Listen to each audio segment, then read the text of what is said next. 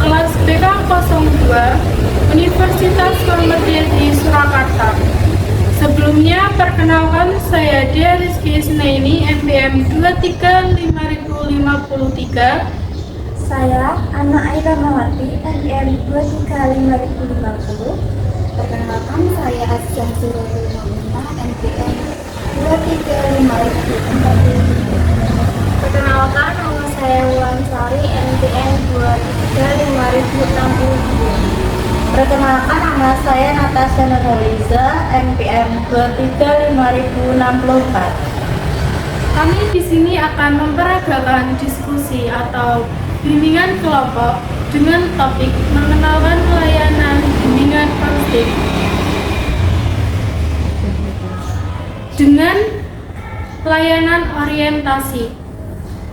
Nah, alasan kami menggunakan layanan orientasi karena yang pertama, pengenalan fungsi dan tujuan. Layanan orientasi bertujuan memberikan pemahaman awal kepada siswa atau peserta didik tentang berbagai layanan yang tersedia di bimbingan dan konseling seperti pribadi, sosial, karir, dan belajar. Yang kedua, membantu menyesuaikan diri. Layanan orientasi berperan dalam membantu peserta didik beradaptasi dengan lingkungan sekolah, termasuk memahami peran konselor dalam mendukung perkembangan akademik, pribadi, sosial, dan karir mereka. Selanjutnya, mencegah masalah yang mungkin timbul. Dengan mengenalkan layanan konseling sejak awal, peserta didik dapat lebih mudah mencari bantuan jika mengalami kesulitan, sehingga mengurangi potensi masalah akademik atau emosional di masa depan. Memberikan akses informasi yang jelas. Layanan orientasi bertujuan untuk memberikan informasi secara sistematis dan terukur tentang fasilitas yang tersedia, termasuk prosedur mendapatkan layanan bimbingan dan konseling. Terakhir, menumbuhkan kesadaran dan sikap positif. Mengenalkan layanan ini dapat membangun pemahaman bahwa bimbingan dan konseling bukan hanya untuk mereka yang mengalami masalah, tetapi juga berbagai sarana pengembangan diri yang bermanfaat bagi semua peserta didik. Dengan demikian, mengenalkan layanan bimbingan dan konseling sejalan dengan tujuan layanan orientasi, yaitu memberikan informasi awal yang penting untuk menunjang keberhasilan peserta didik dalam menjalani kehidupan sekolah atau perkuliahan.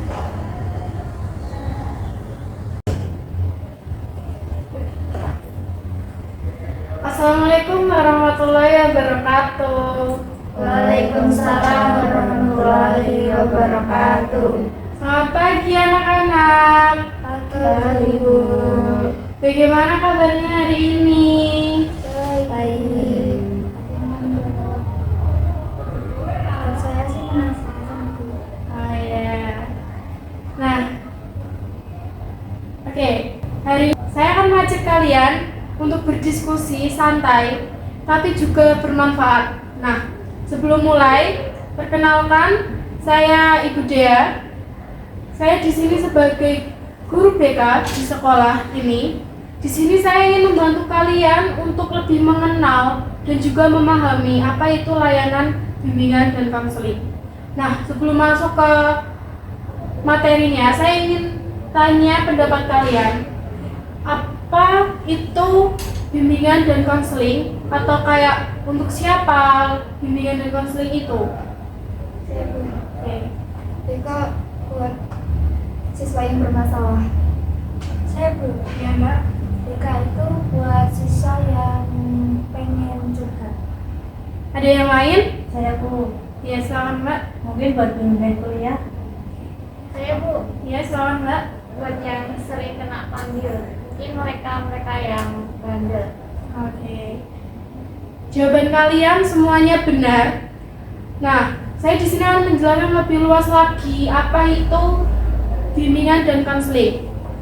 Sebelum kita bahas satu persatu, saya ingin kalian memperkenalkan diri kalian, nama, kelas, ataupun alasan kalian ingin ikut diskusi ataupun kelas hari ini.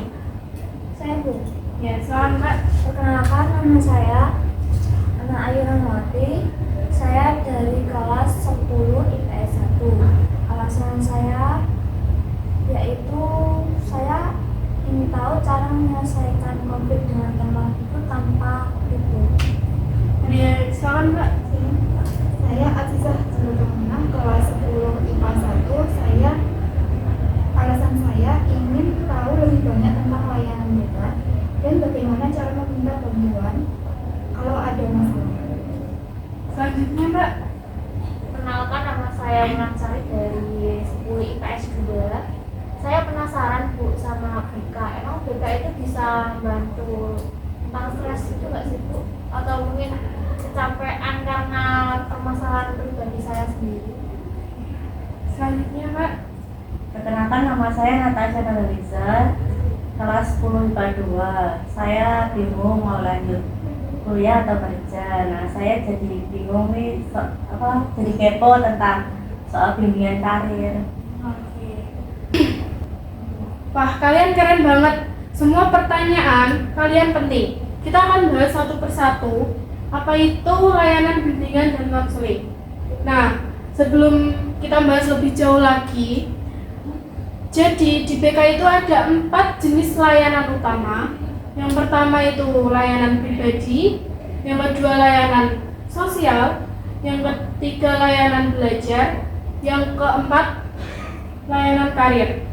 Nah, kita akan membantu kalian untuk memahaminya satu persatu. Kayak misal bimbingan belajar itu buat yang merasa stres ataupun bimbingan pribadi itu untuk membantu kalian yang merasa stres, kurang percaya diri, ataupun butuh teman curhat.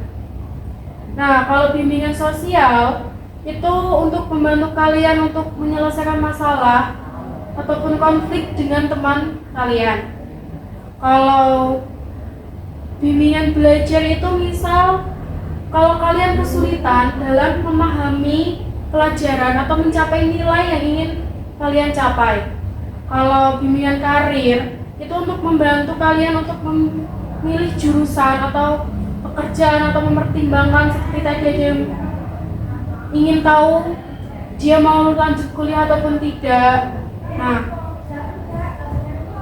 sekarang saya ingin tahu kalian kalau disuruh memilih satu layanan bimbingan dan konseling, apa layanan yang ingin kalian pilih?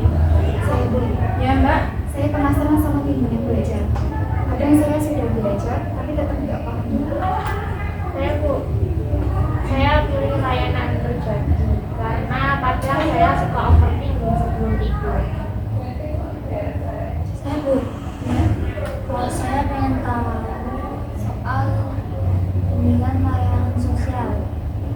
Soalnya saya pengen tahu cara bersosialisasi dengan teman dan tidak menimbulkan konflik. Kalau saya jelas ya Bu tentang bimbingan karir. Oke. Nah, kita akan masuk pada pengenalan layanan bimbingan dan konseling. Nah, sebelum itu saya ingin tanya, apa di antara kalian apa ada yang tahu apa itu bimbingan dan konseling? Belum Bu. Oke. Bimbingan dan konseling adalah tempat untuk mendapatkan bimbingan agar kalian bisa berkembang secara optimal. Nah, tujuannya itu untuk membantu kalian dalam berbagai masalah atau berbagai hal, misal dari mulai akademik, sosial, karir, dan pribadi. Nah, kalau peran dan fungsi bimbingan konseling sendiri, itu yang pertama membantu mencegah masalah seperti stres ataupun ketika kalian kesulitan dalam belajar. Yang kedua itu membantu kalian menyelesaikan masalah yang sedang dihadapi dengan kita akan memberikan solusi yang terbaik ataupun solusi yang bisa kalian gunakan untuk menyelesaikan masalah tersebut. Nah, yang ketiga itu membantu kalian berkembang agar lebih baik lagi dan percaya diri serta kalian siap untuk menghadapi masa depan. Nah, tadi kan ada yang ingin tahu lebih lanjut tentang jenis-jenis pelayanan BK. Nah, pelayanan BK itu ada 4. Bimbingan yang pertama bimbingan pribadi, itu untuk kalian yang merasa stres, kurang percaya diri, atau butuh teman curhat, kalian bisa datang ke kita. Nah, untuk bimbingan sosial itu jika kalian ada konflik atau masalah dengan teman atau kalian ingin tahu atau mencari solusi, kita juga bisa membantu. Nah, untuk bimbingan belajar kita itu untuk membantu kalian yang kesulitan dalam memahami pelajaran atau mencari cara untuk belajar yang lebih efektif. Kita akan bisa memberikan tips-tipsnya. Lalu bimbingan karir, kita akan bantu kalian untuk bisa memilih jurusan pekerjaan atau rencana kalian ke depannya. Kita akan membantu untuk merancang itu semua. Nah,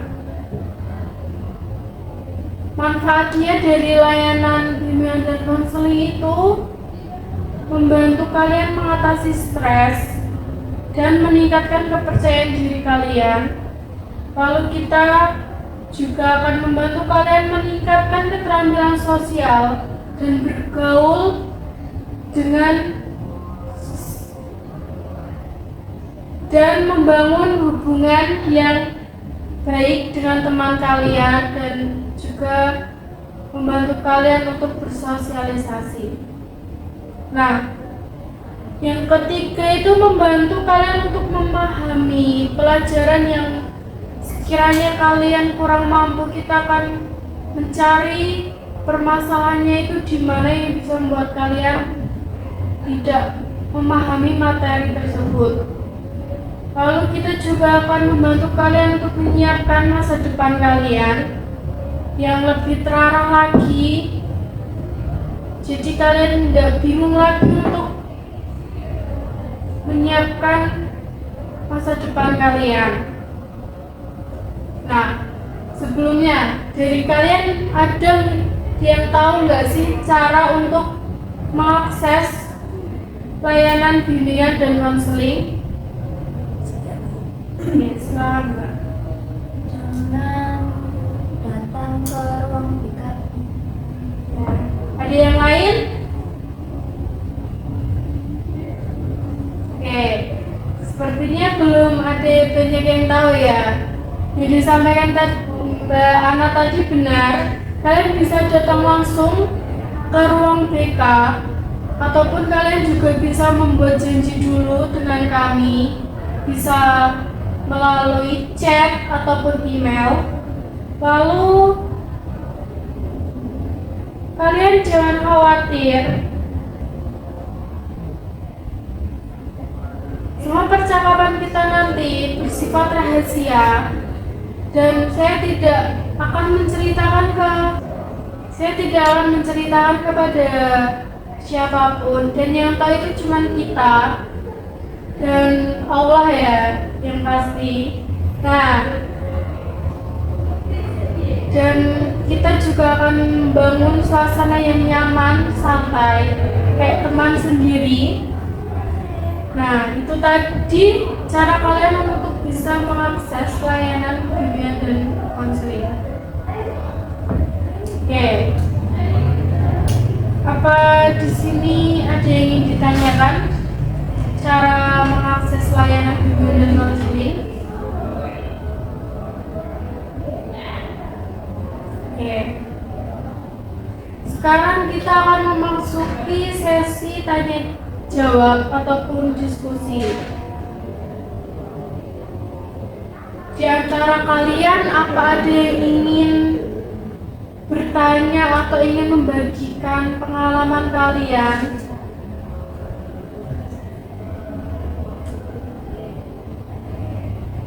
Saya Bu, Ya silakan Mbak. kalau saya sering stres dan overthinking karena nilai saya akhir-akhir ini turun dan nggak tahu mau cerita ke siapa. Oh, boleh ke BK Bu? Tentu boleh Mbak. Di BK kalian bisa curhat dan mencari solusi bareng dengan kita. Kita juga bisa cari supaya kamu bisa lebih tenang dan nggak terlalu stres soal nilai. Apa ada yang lain? Saya Bu, Ya silakan Mbak. saya masih bingung mau ambil kuliah atau mau kerja. Nah itu bisa dibantu kita nggak Bu?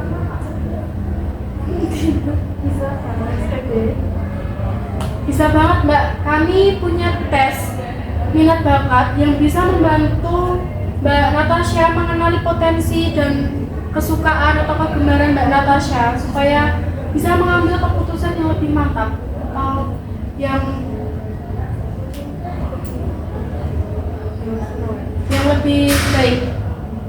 Saya Bu, Ya, silakan, Mbak. kalau ada teman yang suka bikin masalah gitu, apa harus dilaporkan ke BK juga?